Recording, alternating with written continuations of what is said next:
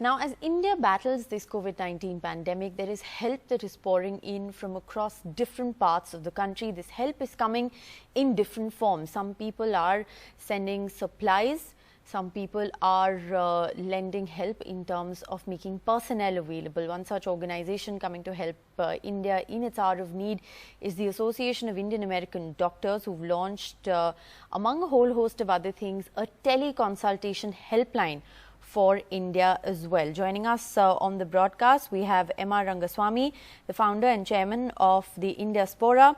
We also have with us Dr. Sudhakar, the president of the American Association of Physicians of Indian Origin. Thank you, doctors, very much for being with us.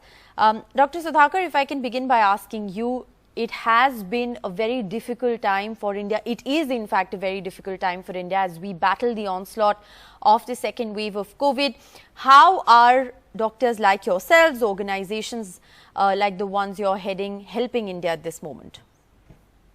Well, currently, since we heard about this dreaded virus second wave, we received a call from Indian consulate and asking for help for oxygen concentrators. And through our membership fundraising, we sent about 1,000 units of oxygen concentrator to India. And currently, they are distributing in India. We are using a Seva International because we don't have much manpower. And also, we started on 3 platforms of telehealth consultation to help the rural India, and also physicians have difficulty to handle the patients because since we had a lot of experience of treating the critically ill patients, and this consultation will help not only physicians and also patients in rural area to get help so that, not much load to the doctors in India to take care because they're already tired and with a lot of volume of patients in ICU and also regular flows. So, and also we are planning, with Canadian government, we're working with Canadian government. So there are about 5,000 ventilators who would like to be transport to India through Red Cross of Canada to Red Cross of India. Right. So we partnered with Indian Resuscitation Council.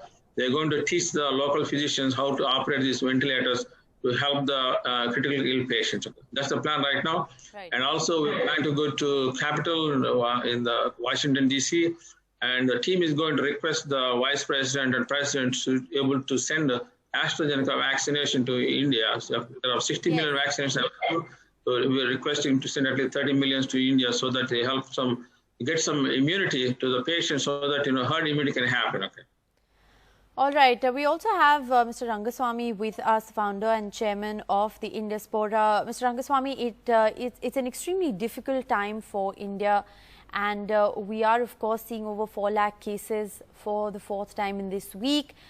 We are seeing more than 4,000 deaths that have been reported in the last 24 hours, which is also a grim milestone that we've crossed for the very first time. What are you making of, the situation that is prevailing in India, and how are you stepping in to help? Yeah. So Indiaspora is a global network of leaders across professions, and our mission statement is to be a force for good. So when India started this crisis, our members immediately, within 48 hours, raised $1 million. And then we've started a campaign again called Chalo Give. ChaloGive.org is a campaign, and now it stands at $2.6 million. What we've done with this money is threefold. One is to help the migrant workers. They're still in crisis mode. So we're working with an organization called Gunj to deliver ration kits. The second is we are also working with Wish Foundation to set up pre-COVID centers so that these people can get 10 to 30 bed centers that they can go to for relief as opposed to going into the big city and into the big hospitals. And the final thing is to also give a cash grant to the family of dead who are the sole breadwinners of those families. So these are the types of programs we are supporting. And the other thing we keep hearing from the greater Indiaspora community here of 4 million people is the fact that many of us have lost relatives in India.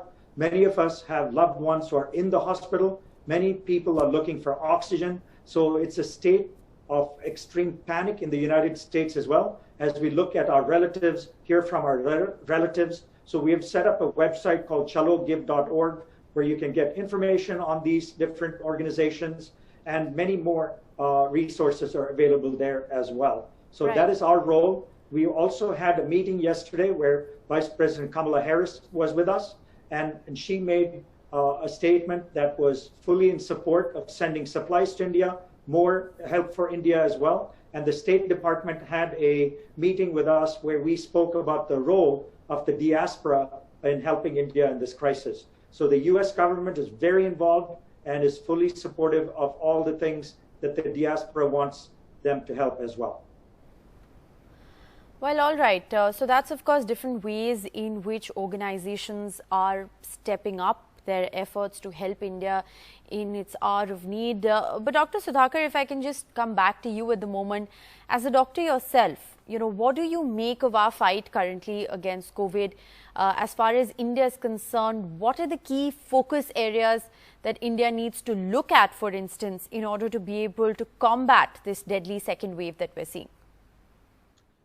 Well, in my opinion, I think the lockdown is the best answer for India, so that the spread will be definitely. They did a pretty good job in the first wave and early lockdown, but in my opinion, the lockdown is the best way to decrease the spread of the infection, and definitely the education and vaccination, very important. I've been to India for probably a month ago, and everybody walking around and all those functions without any mask and no social distance. Okay, the problem that really affected develop the second wave. I think they should follow the guidelines until they get the concrete medication to cure this dreaded virus. Okay, until then, vaccination and mask is very, very important, and communities should respect that CDC guidelines. All right, Mr. Rangaswami, I want to ask you also at this moment about the role of civil society, because we've seen here in India as well that people have come together, to help people. And people are turning to people more than they are turning to authorities or government for help at the moment, whether it is for the supply of oxygen, whether it is to help arrange plasma or beds or ambulances. What do you make of the kind of community support that you're seeing, whether it's emerging from here in India or whether it's organizations like yourself, that are stepping up in this time of need?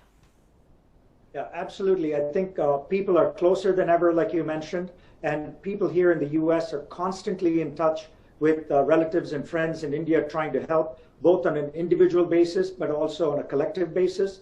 The community here has risen to the occasion. Last weekend, we had a big fundraiser on Facebook and YouTube called Help India Breathe. That raised $1.6 million in just 2 hours, with lots of not just Hollywood celebrities of Indian origin, but also celebrities of American origin, all fully lending their support. We're also doing another campaign tomorrow as we speak to help Tamil Nadu breathe, because there are a lot of Tamilians here who've gathered together to do the same thing. And so there's lots and lots of support, both from the diaspora here, also a lot of calls from all the Indian Americans to the US government to step up support, and also for all of us here to constantly be in touch with our friends and relatives in India to offer them any kind of moral support or physical support or monetary support. So we are fully in this because we realize as goes India, so goes the world. So we have to really stop this variant of the pandemic, yes, from not crossing the shores to other countries and really kind of creating havoc around the world as well. So it's in the selfish interest of the rest of the world to help India to stop this once and for all. All right. Well, thank you both very much for sparing your time and being with us on the broadcast. And thank you once again for all the help that you're giving India in its hour of need. Thank you so much.